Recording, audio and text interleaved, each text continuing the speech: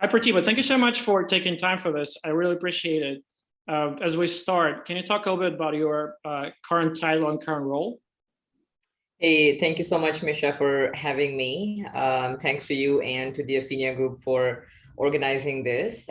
Sure, we'll go over the current role. So I currently work with Goldman Sachs into their wealth management division as a vice president, establishing and maturing their information security program overall. Excellent. And could you talk a little bit about your career in cybersecurity? How did you get into the space? What were some of your previous roles? Yeah, sure. So cybersecurity, if I have to kind of summarize it, for me, going into this career field, if I summarize it in one word, it's accidental. So I've been working in the technology field for about 20 years, and I've gone through the support, the IT operations, the infrastructure, all the way from the on-prem data center colo to the cloud journey. And then also on the enterprise application side of things, ERP and financial and the other applications that kind of connect the organization together. So having been, I've spent a lot of time on that side. And several years ago, when cybersecurity, at least small to mid-sized organizations was still kind of becoming, a thing, if you would, there was no special or separate resources. And so, hey, there's no one, we need to do this, whether it's new regulations or this needs to be done, IT will do it. And so that was my journey into it. And here we are today. It's become so critical, so essential. And I think I would say that most people that I've interacted with, or team members, have had a similar journey from a software background or a technology background. I understand. And thank you for sharing.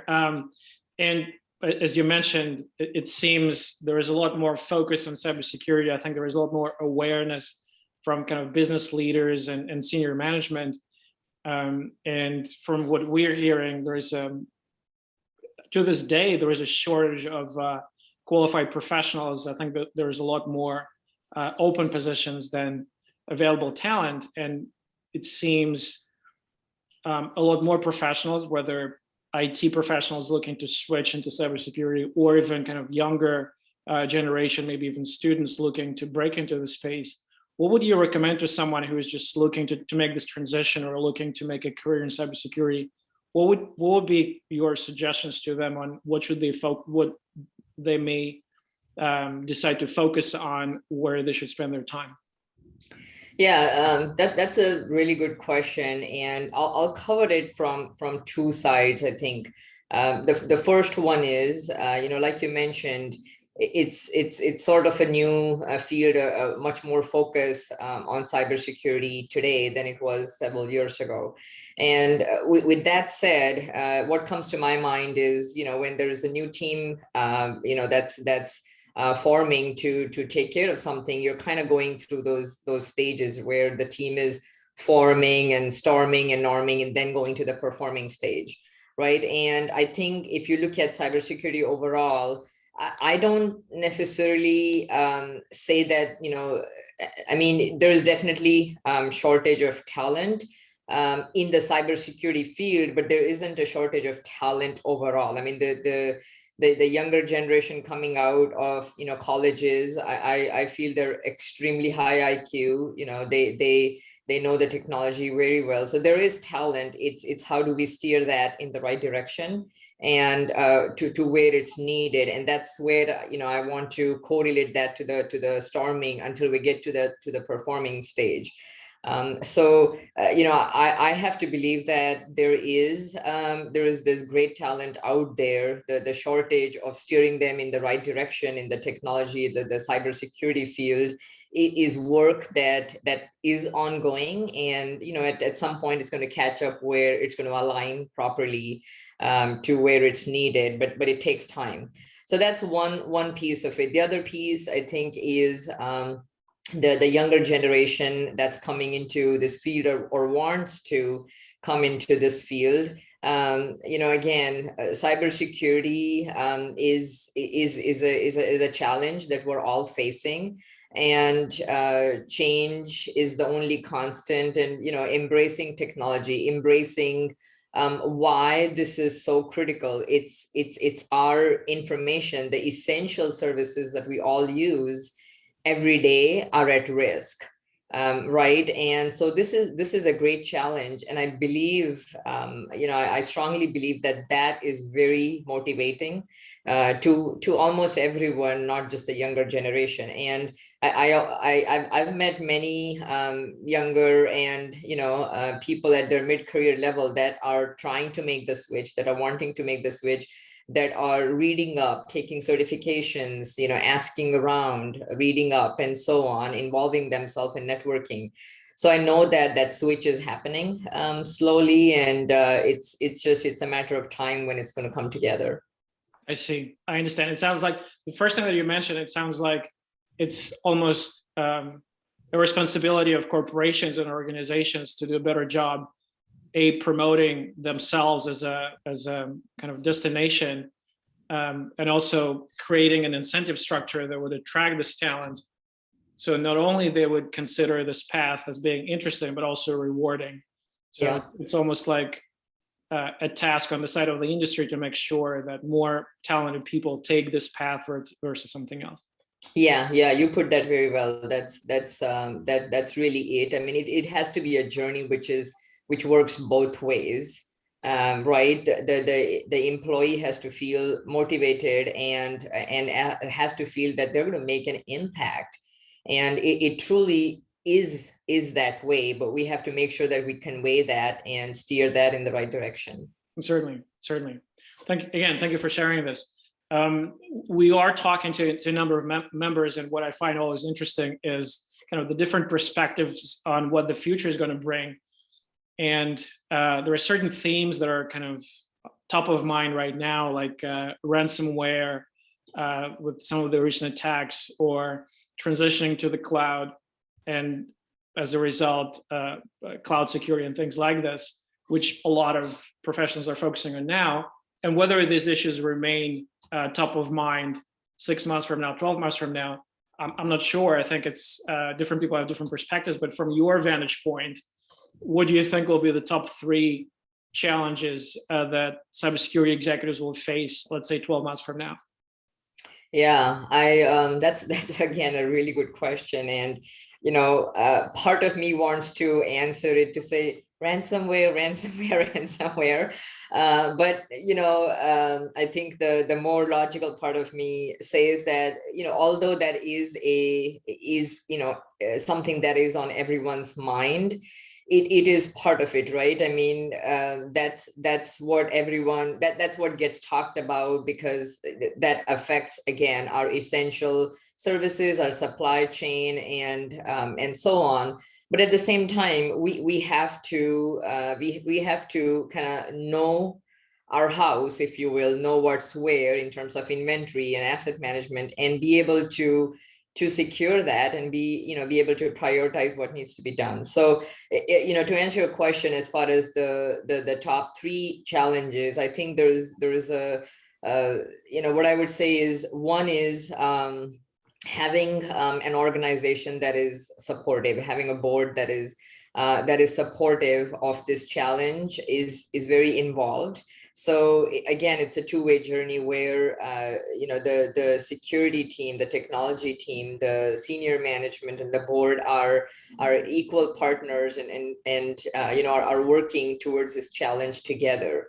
The risks, the second one is that the risks need to be looked at as a shared problem, not necessarily something that the security team owns and goes into a corner and resolves. Right? It's a risk to the business. It's a very a critical need that needs to be addressed. And so when there is the healthy give and take, when there is discussion on how to go about it, it automatically comes to a resolution that works out for everyone. So I would say focusing a lot more on relationship building, on partnering with different business units is something is critical. In my opinion, I give a lot of importance to EQ, not just IQ. And so, using that in your kind of everyday, communication, and in your, whether it's personal and professional life, is just, adds value. So those things. And then, like you mentioned before, the challenge of finding the right talent, because and why that is challenging today is, not having the right talent directly affects, the resources that you need to resolve those problems. And so, whether you can prioritize it high or critical, you still need the right resources that can help you do that. And so those, I think, at least in the next 6 to 12 months, will continue to be a challenge. And again, I hate the word challenge almost, but it's something that we should look at it as a community, and see how we can come up with a solution that will help the organization and help the businesses. Makes sense. And you mentioned communication between cybersecurity teams and senior management and the board. Do you think some of the challenges come from, I guess, lack of understanding on the part of the board and senior management of what those risks are and what the implications are for the business? Because I think it's a lot of times senior management will be focused on cost. Obviously, they're focused on kind of headline risk and things like this, but it's almost it's a chart, right? So you can plot the costs, and you can plot probability of a security incident, and whatever they intersect, whatever the preference is in terms of how much security can you afford. In the end of the day, as a cybersecurity team, you want to provide all the facts to the senior management so they can A, make an informed decision, and B, be comfortable with it, be comfortable with the level of risk that's inherent in the decision they're making. Because I think the problems become when there's this disconnect, different expectations on both sides in terms of what the risks are, what the costs are, what the implications are. So a lot of it, to your point, has to do with EQ, not just IQ. And so a lot of it has to do with communication, making sure that all parties, everyone at the table are on the same page. Yeah. And, a lot of, well said. And a lot of folks are doing this day in and day out, right? It's a two-way street. The security team absolutely needs to, and has to use that EQ to understand that resources and budget is tight, and the board and the senior management is trying to use it in the right way. That's just it. And so they need to really work extremely hard to make sure to address the impact of the risks that they're bringing up. And what would be the impact in different ways to the organization, because once that is clearly understood, then it's a little bit of an easier decision making than to say, here are all the risks, and this is what we should do. It's a two-way street, and like I said before, I think for the board and the senior management to really to really sit down and listen and help address this, and to help understand why this is important, is also goes a long way. So it's a partnership, and I think it's really getting there as cybersecurity is evolving, and as there's critical focus on it. It's getting there. Certainly. Now, switching gears is kind of putting the Aphenia hat on. Can you talk maybe a little bit about what you think Aphenia is doing well? So if you were to say, I love Aphenia because, what will be some of the ways you would finish the sentence? That's a good question. I think what I would say is, well, first of all, I'll start with, this is not easy. What Aphenia is doing is not easy. It takes a lot of hard work to put this together, and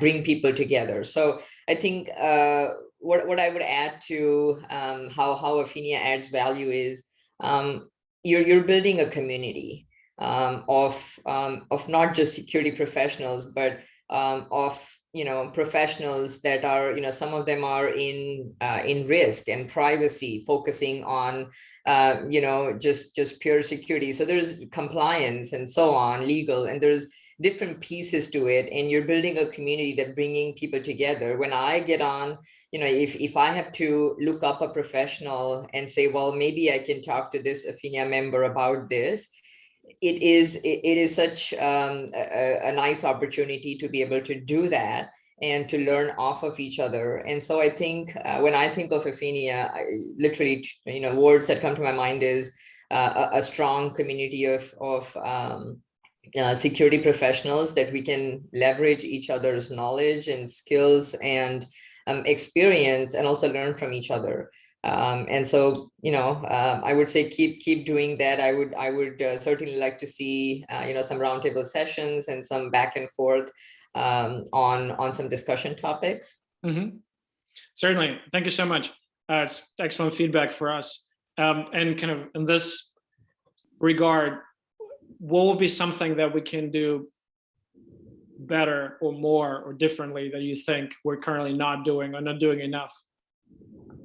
I mean, you're definitely, I don't think you're not doing enough, but maybe something to think along the lines of, again, some roundtables and maybe creating a little bit of a further distinction between, we say here's Aphinia group for cybersecurity professionals.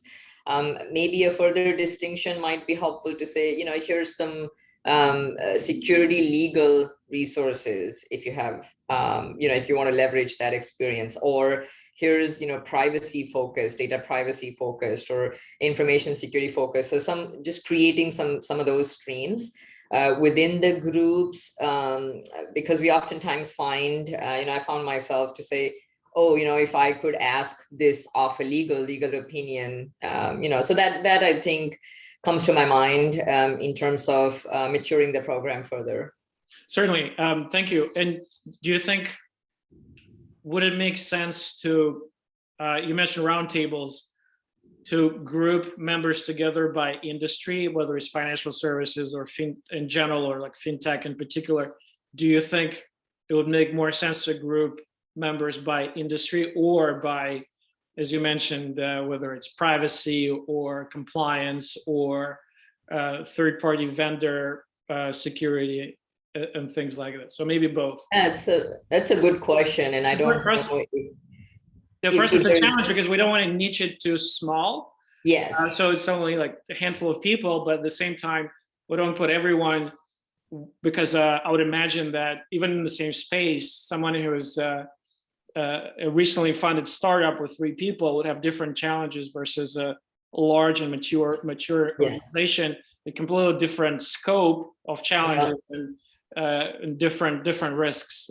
Yeah, no, that's a really good question, and I'm with you. We don't want to really sort of create these niche groups, because the idea is to learn from each other, right? Learn from whether it's different industries or different sizes. And I also don't want to learn to say, I mean, it's good to have different streams where if there are some data privacy focus, legal focus, and leverage that experience. But I think when you come together at a table, you got to have a mix to understand the overall picture. And so I would focus, or I would lean more towards the size of you can do it by the industry, but again, mixing it up so that we learn from each other, so that we bring different opinions to the table. So we know what's going on elsewhere, and not in the same way. That would be kind of my suggestion. I understand. And kind of in the same vein, we were at RSA conference a couple of years ago. I think it was the last conference, actually. And I know for obvious reasons, there was a lack of face-to-face events. And we're starting to consider, and again, depending on comfort level of members, depending on kind of different factors that we're considering. Obviously, everything will be done with protocols and the mandates that are in place, but we're trying to gauge interest of our members of convening a handful of maybe half a dozen or a dozen members that are local to a certain area for kind of a private dinner, because I think everyone is tired of Zoom to a certain extent, and people are craving this face-to-face interaction. And we feel that if it's done with kind of following certain protocols, again, it's probably not for today. Maybe, hopefully, all the waves will subside maybe by March, April timeframe. But what do you think about this idea? Is it something that's maybe how do you think it'll be received? I honestly think I couldn't agree with you more on the Zoom fatigue, and it's so real. It's not just Zoom fatigue, you know. I don't want to blame Zoom. It's just the online virtual, right? And I have to say, I attended one this month. Just like you said, very small, very focused, and following the protocols. I honestly think that it will be extremely well received. The interaction that happens in that size and in face to face, it is just you can't measure the what you get out of that, when you're doing it virtually. So I really think that it will be well received.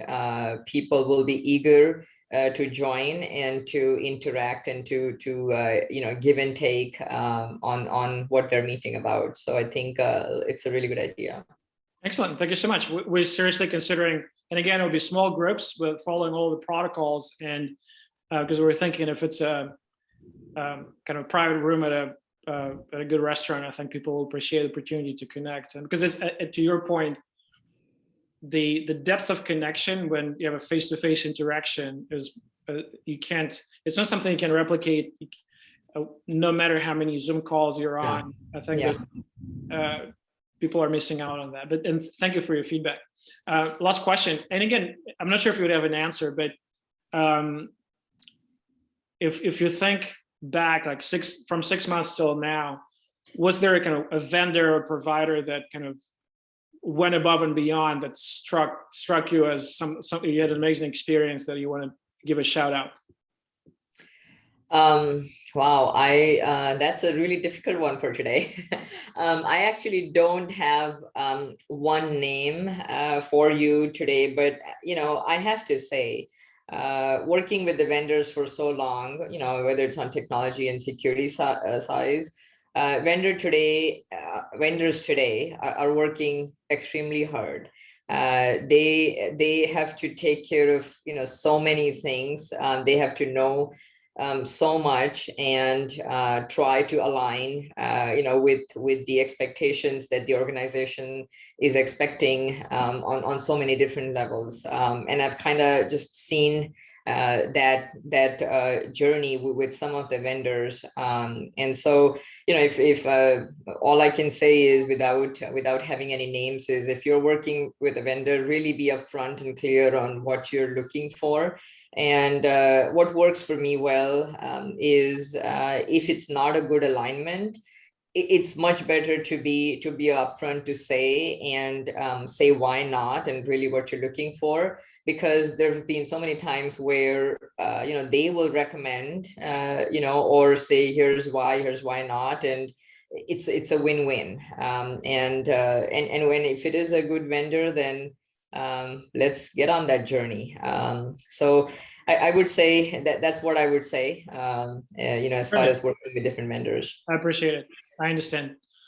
Excellent. Pratibha, well, thank you so much for your time. I think we're coming up on time. I really appreciate you taking time for this. Yeah. We'll certainly get in touch as soon as our plans for those small gatherings, once we put this in place, we'll certainly reach out. But again, thank you so much. And thank you for being part of Fenian.